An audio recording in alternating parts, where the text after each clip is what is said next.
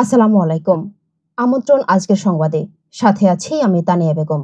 শুনছেন radio Sagardwip FM 99.2।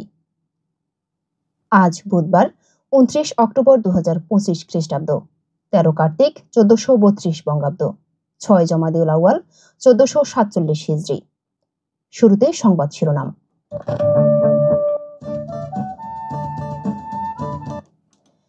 Hatiya দ্বীপ পেল নদীবন্দরের স্বীকৃতি। ডিসেম্বরে ফেরি চালুর আশ্বাস দিয়েছেন নৌ পরিবহন উপদেষ্টা।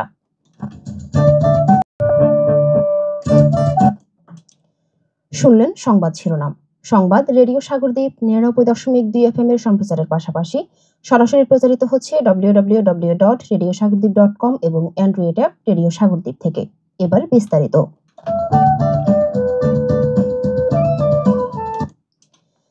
দীর্ঘদিনের অপেক্ষার অবসান ঘটিয়ে দ্বীপ উপজেলা হাতিয়াকে উপকূলীয় নদীবন্দর হিসেবে আনুষ্ঠানিক স্বীকৃতি দিয়েছে সরকার। আগামী ডিসেম্বরের মধ্যেই ফেরি চলাচল চালুর আশ্বাস দিয়েছেন নৌ পরিবহন মন্ত্রণালয়ের উপদেষ্টা brigadier general doctor M Sakhawat Hossain. গতকাল দুপুরে হাতিয়ার নলচিরা নৌঘাট পরিদর্শন শেষে সাংবাদিকদের সঙ্গে আলাপকালে তিনি এ ঘোষণা দেন। নৌ উপদেষ্টা জানান, সরকার এবছর হাতিয়া দ্বীপকে উপকূলীয় নদীবন্দর হিসেবে ঘোষণা করেছে এবং এর গ্যাজেট প্রকাশিত হয়েছে।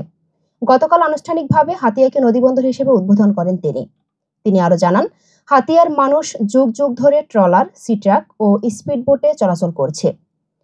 ফেরি ও নদীবন্দর ছিল তাদের দীর্ঘদিনের দাবি। ডিসেম্বরের মধ্যেই ফেরি চলাচলের ব্যবস্থা করা হবে এবং পরীক্ষামূলকভাবে নদীবন্দর কার্যক্রম শুরু করা হবে। এ সময় স্থানীয়দের কাছ থেকে ইজারাদারদের জুলুম, হয়রানি ও অতিরিক্ত ভাড়া আদায়ের অভিযোগে নৌ উপদেষ্টা বিষয়টি তদন্তের নির্দেশ দেন এবং অভিযোগ সত্য প্রমাণিত হলে ইজারা সম্পূর্ণ বাতিলের ঘোষণা দেন। নৌ উপদেষ্টা জানান, এত সরকার এসেছে গেছে, কিন্তু হাতিয়াকে নদীবন্দর ঘোষণা করতে পারেনি। বর্তমান সরকার জনগণের দীর্ঘদিনের দাবি বাস্তবায়নে কাজ করছে।